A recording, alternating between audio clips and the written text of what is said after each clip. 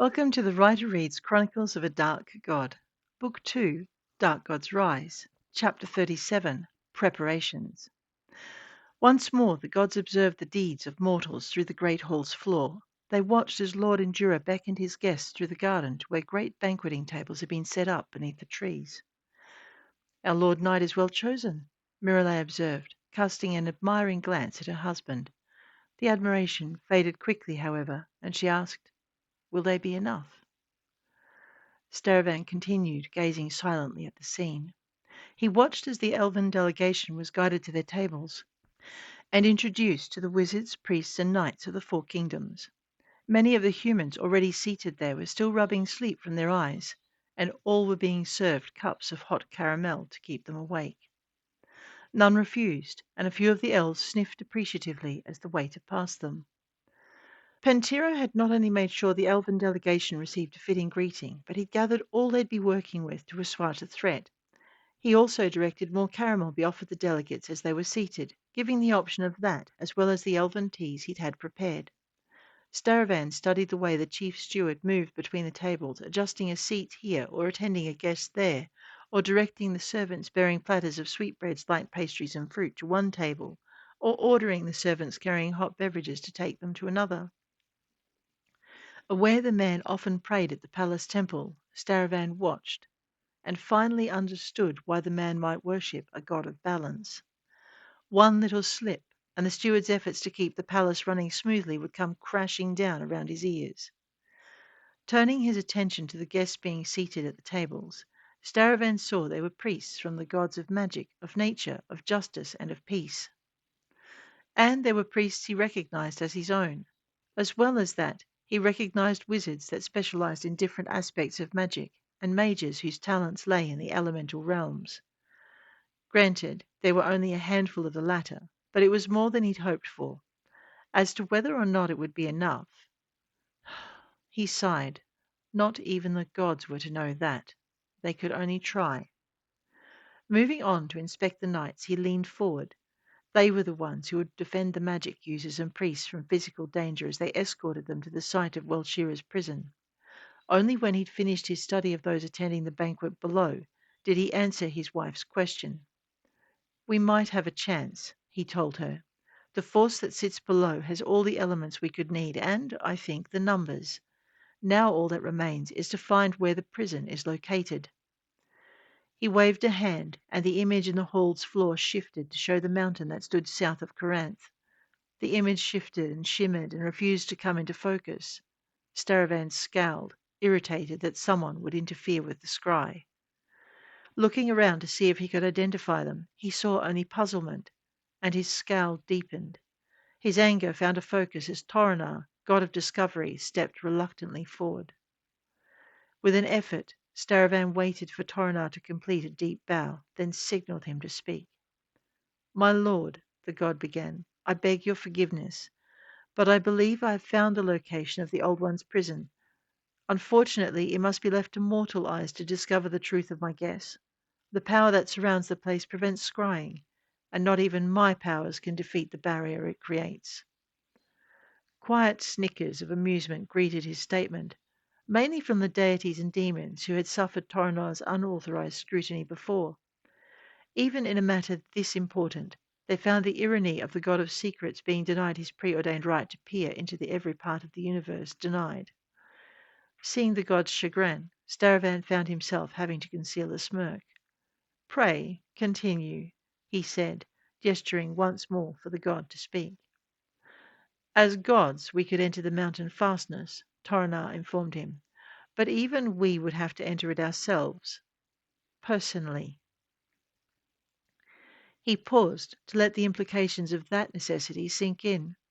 Staravan gave him a sharp look. "The veil surrounding the place will not allow a greater power to traverse it," Toronar explained, and Staravan's frown deepened. "Could a mortal do it?" he asked. "Do what, my lord?" Toronar asked. "Could a mortal scry the prison?" Staravan clarified.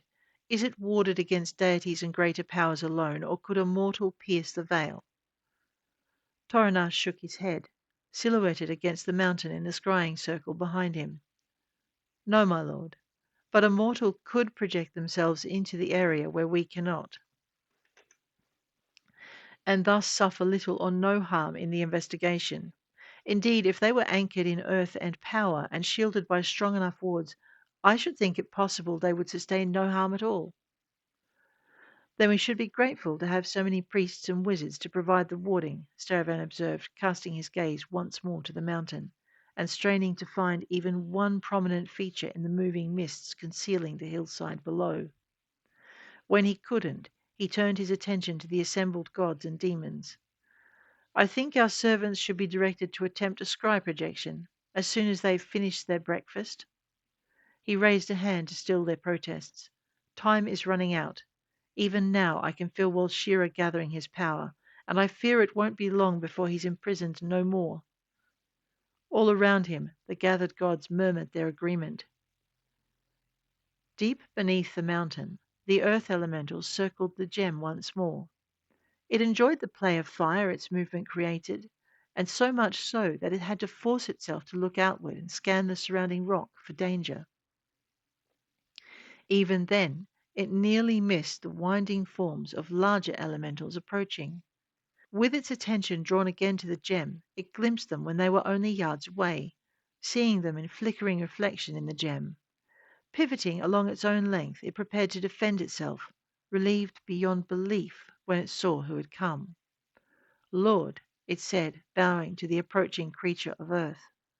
"Lord, I am not," it corrected, "merely a greater elemental, which means I can take part in mortal affairs without dormancy becoming my fate."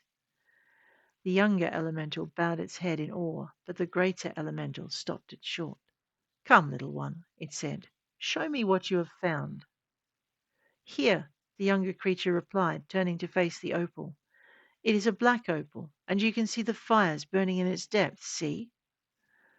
It bobbed its head to and fro, inviting the older elemental to do the same, which, to the surprise of its companions, the greater elemental did, rumbling in brief amusement as it admired the way the fires flickered and moved in the worming tracery of green and blue. Strangely enough, the opal represented 3 of the 4 elements. 4 if you counted the fact that air could be considered blue like the sky in which it flowed. Representative or not, the gem was a child of earth, filled with the dancing flames of fire and the liquid movement of water, but also containing the colours of nature and green life supplied by soil. This was a treasure indeed, and the colours it contained would only enhance its ability to contain the old one. The greater elemental's eyes widened slightly when it saw a sudden flash of gold and silver lightning in the stone's semi-transparent depths. So, it thought, it holds a trace of magic as well. It circled the gem, taking in its dimensions and assessing the neat way in which the young elemental had separated it from the stone that had once encased it. "We will have to carry it," he decided, "although I think our cousins of water will be able to assist in making that task lighter." There was the clashing grind of agreement from its companion, and they converged on the gem, only to halt at a brief snarl of command from the senior beast. "Let me see if the river elemental wishes its pool deepened in this way."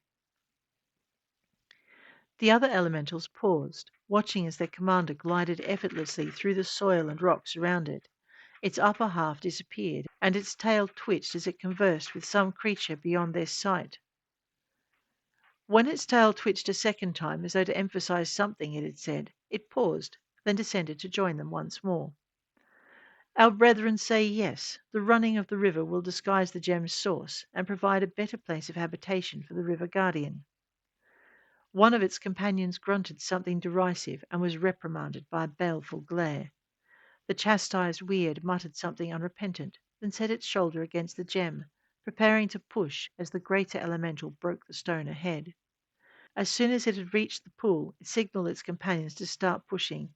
Just below the pool, it shifted its bulk out of the gem's path. "Push!" it commanded, coming to assist them. The stone resisted the gem's upward progress until, with a sudden gurgle, the pressure ceased, and water trickled down its sides. The earth elementals gave one last shove before disappearing into the soil and rock on either side of it. More gurgles followed, and the trickles increased into a stream as the river filled the cavity its movement had left. More burbles and gurgles followed, and the gem began to rise as if it had been seized by invisible hands and was being lifted from the hollow that had been its home.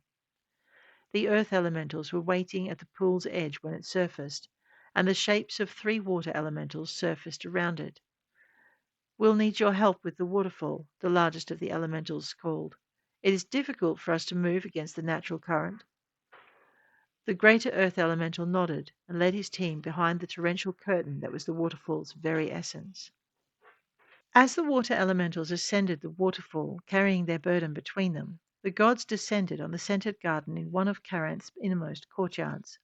As their presence was felt, those gathered around the tables closed their eyes to listen to what their deities had to say. Once their message had been conveyed and the gods had ascended once more, all eyes turned to the Lord Knight Endurer. He had been facing Pantiro, preparing to instruct the chief steward to show the delegates to their quarters, but as the gods had made their presence felt, he had bowed his head to listen. Now he lifted his head to survey those congregated before him. "You have all heard what the gods desire," he said, his strong, deep voice carrying easily to the furthest reaches of the throng. "Forgive me if I have been remiss in my hospitality, but I think you'll all agree the matter before us is of greater import than anything else." Murmurs rose from the tables, and the elven delegation turned its eyes toward its leaders. As if to answer their unspoken question, Magrilor rose from his seat. "My lord," he said, "we've travelled hard and long and ridden through most of the night. I would recommend we at least rest before we attempt what the gods have asked of us." One of Mirale's priestesses rose as in One of Mirale's priestesses rose as if in answer.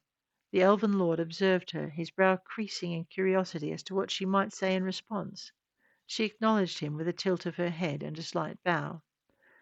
"My lords," she said, sweeping the tables with her gaze. "Lord Darkenoak." She turned to dispense a nod toward the Lord Knight. "Lord Knight Endurer. My Lady Mirale will refresh us all until our powers are no longer needed." Her face darkened. "Although I must warn that there will be a reckoning to balance the demand." Enduro was quiet, as though he thought on her offer, but the look he offered Magrilor was one of someone seeking the opinion of an equal. "If the lords of Akridor are agreeable, then I can see no problem with seeking such a dispensation from the goddess, Lord Darkenoak." Magrilor shook his head. "I see no problem with that." They pivoted toward the Elden. Yeah. They pivoted toward the older elven lord. "Lord Telenor?" "That would suit me well," he agreed with dignity. They looked toward the youngest elven lord. "Lord Sylvia?" "I agree," the lordling answered, blushing red to the roots of his hair at the unexpected courtesy. The Lord Knight forced himself to keep a straight face as the young lord shrank behind a water pitcher, blushing at the courtesy of his attention. He also saw the glance Magrilor shot toward the older lord, and the hastily suppressed smirk Lord Telenor couldn't quite keep from his lips. The older lord's amusement was infectious, and Endura pressed his lips together before turning a sombre gaze on the priestess. "Very well, Lady Selene. Gather your priests together and see if the goddess will grant this favour." The Lady Selene inclined her head. "Thank you, my lord," she answered, gesturing curtly to her subordinates and summoning more with an imperious glance around the garden. "I will just find a more secluded space." Her gaze swept the garden as 20 priests gathered around her. Endura favoured her with a small nod, and then stepped away to address those who remained at the tables. "My lords," he said, addressing the elves, "rather than have you wait here for the goddess's verdict, I will have Chief Steward Pantiro show you to your quarters. There you will at least be able to refresh yourselves after your journey." His pronouncement was met with approving mutters from the tables, which stilled as Pantiro approached Endura and bowed toward him. Endura smiled in return and gestured toward the gathering, indicating the man should take over. Straightening and pivoting to face their guests, Pantiro did so. "My lords, my ladies, if you would come with me," he said, and started moving toward the necessary exit. "Your quarters are this way.